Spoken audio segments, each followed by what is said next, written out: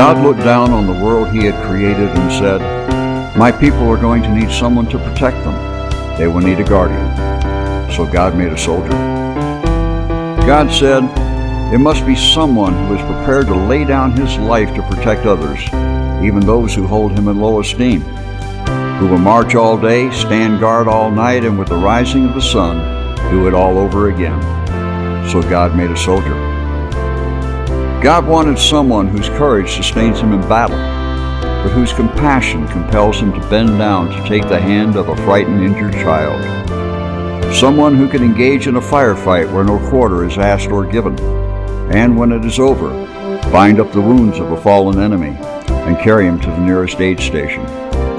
Someone who rises at dawn every morning and does more work by noon than most people do all day, who can think and act under fire, who will follow orders but take command when necessary, who can parachute from an airplane, rappel from a helicopter, swim a river, climb a mountain, travel through 20 miles of jungle armed with nothing but a compass and a K-bar knife.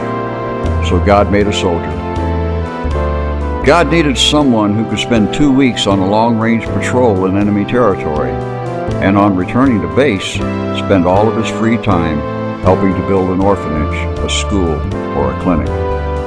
Someone who could withstand the sights, sounds, and smells of the battlefield and never lose sight of why he is fighting, who would risk his life to help a wounded comrade or fall on a live enemy grenade to save others. So God made a soldier. It had to be someone who could tolerate the boredom and make work of garrison duty, but move on a moment's notice to anywhere in the world where he is needed, from the arid burning sands of a desert to the bitter cold of mountains.